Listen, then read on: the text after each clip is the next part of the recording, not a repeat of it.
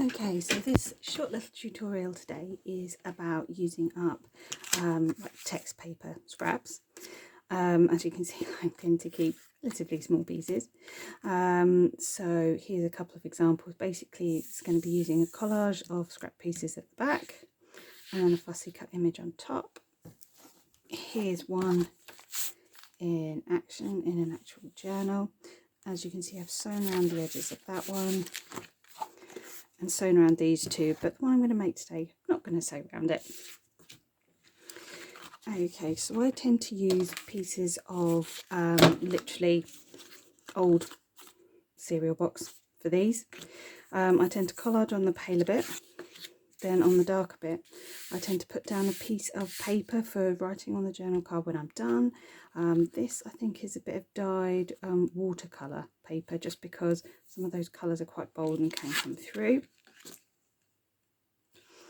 When I make the torn pieces, I decide whether I want the torn edge on the top, don't know if you can see that, or if I want a cleaner edge. So if I want a torn edge on the top, I would tear up, and if I didn't, I would tear down. So as you can see, you get the rougher edge there, or you get the cleaner edge there. Okay, now I've decided that I'm going to ink the edges of all my pieces here. So when I pick a shade, this is the not very high-tech way I have of listing the distress inks I have, and I get the little mini ones because I don't have space for the big ones, and also I like the idea of variety. So I would just, this is the piece I've picked for this, so I would just go around and work out what I thought suited it best. In this case, bundled sage and a bit of worn lipstick. This is when you get to see my homemade daubers in action. So I do have a couple of proper shop bought daubers, but other than that I just got like makeup sponges and used old cotton reels. And so I would just pick up a piece, go done, and just ink around the edges.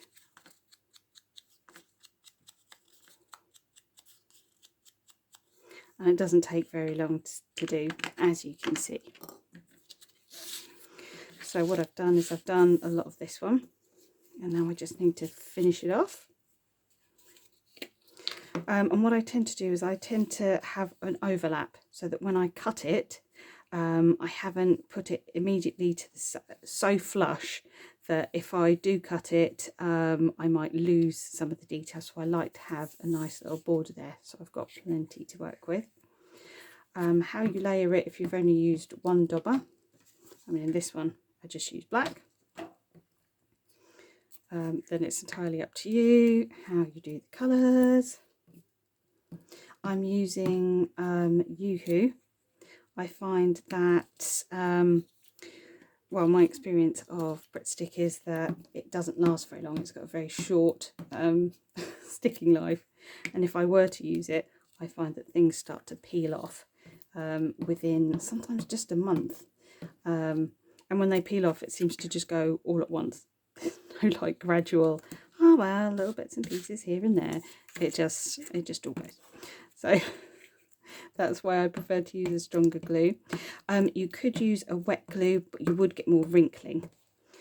So then that can just go on the top there. So that's that collage done. This is my very noisy paper trimmer. So I will try to press down and hope it doesn't make too much noise.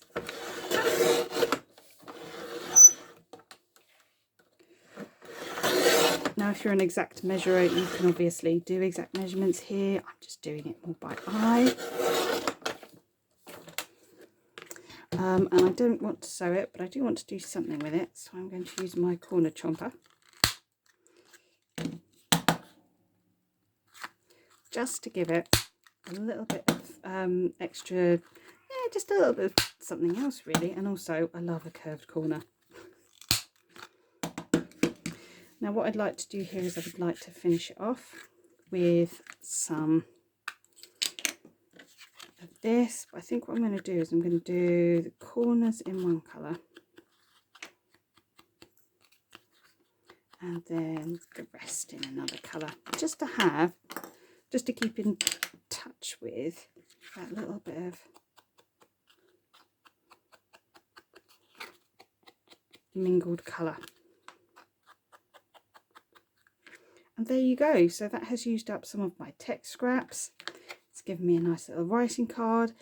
You could always ink the back of this if you wanted. You could use rubber stamps and put little things here and there just to give it more decoration. But I like lots of writing space in mine, so I would probably leave that as it is. If you're curious where I got the rose from, it's this, one of the Hamlin all colour paper books. They're little books, but they've got some really, really lovely little illustrations. So if you're a real fan of roses, I think I got this for £1.50 or something on eBay. That may be something to look at. So I hope you found this little tutorial quite interesting.